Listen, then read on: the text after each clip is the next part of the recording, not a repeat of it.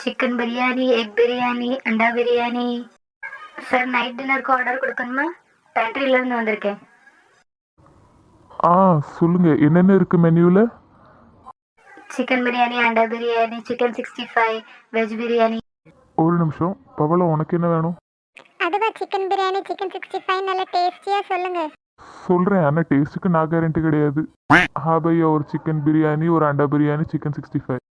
Sir உங்களுக்கு ஏதாவது order கொடுக்கணுமா? காது கேட்காத மாதிரி உட்காந்துருக்கான் பாரு. என்ன ஆர்டர் கொடுக்கணுமோ இப்பவுமே கொடுத்தாதான் நாங்கள் டெலிவரி பண்ணுவோம் கரெக்ட் டைமுக்கு. இல்லைன்னா அப்புறம் வந்து இது தாங்க அது தாங்க சிக்கன் தாங்க மட்டன் தாங்கன்னா எங்களால் தர முடியாது சார். இப்போவே சொல்லி கொடுறோம். எவ்வளோ கத்துனாலும் அவன் பாட்டுக்கு இருக்கான், காதில் மாட்டிக்கிட்டு இருக்கான். சரி நம்ம பாட்டுக்கு சொல்லிக்குவோம். சரி சார் உங்கள் ஆர்டர் வந்துடும். எங்க இது என்ன ஸ்டேஷன்? வெளியே பாருங்களா, நல்ல சுட சுட சமோசா வச்சிருக்காங்க, சாப்பிடணும் போல இருக்கு. உனக்கு சமோசா சாப்பிடணும் அவ்வளோதானே, நான் போய் வாங்கிட்டு வரேன். உட்காந்து இருக்கிறதுக்கு அதாவது பண்ணுங்க. சரி ரொம்ப பேசாதீங்க, வாங்கிட்டு வரேன். ஓகே. ஐயா நல்ல சமோசா சாப்பிடலாம். இந்த ட்ரெயினில் வந்ததுக்கு இப்படி வாங்கி தின்னுட்டு போனாதான் உண்டு. இனிமே அங்கே மும்பைக்கு போன பிறகு என்னத்தை கண்ணில் காட்ட போகிறாங்களோ ஒன்றுன்னு தெரியல. என்ன இவ்வளோ நேரம் ஆச்சு, இவர் ஆளே காணும். வண்டி வேறு எடுத்துட்டாங்களே, எங்கே போனாங்கன்னே தெரியலையே. உள்ள யாருனாங்களே என்னன்னு தெரியலையே. ஐயோ கடவுளே, தனியாக விட்டுட்டு போயிட்டாங்க போலயே.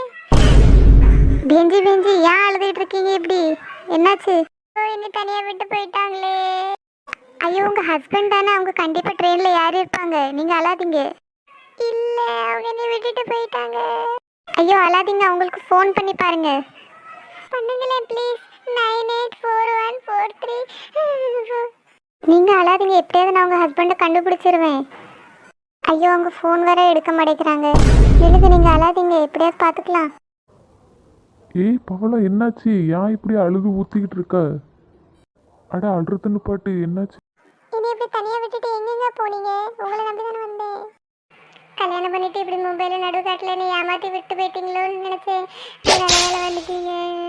நான் கும்பிட்ட கடவுளை என்னை கைவிடலை. எப்போ அவன் மூளை எப்படிலாம் யோசிக்குது? வண்டி திடீர்னு கிளம்பணுன்னு ஏதோ ஒரு டப்பால யாரி உள்ளே ஓடி வாரேன். ஆமாம் ப்ரோ, உங்கள் ஒய்ஃப்ட்ட நானும் அதான் சொன்னேன், ஆனால் அவங்க கேட்காம அழுதுகிட்டே இருந்தாங்க. தேங்க்யூ பிரதர், நான் இனிமேல் பார்த்துக்கிறேன்.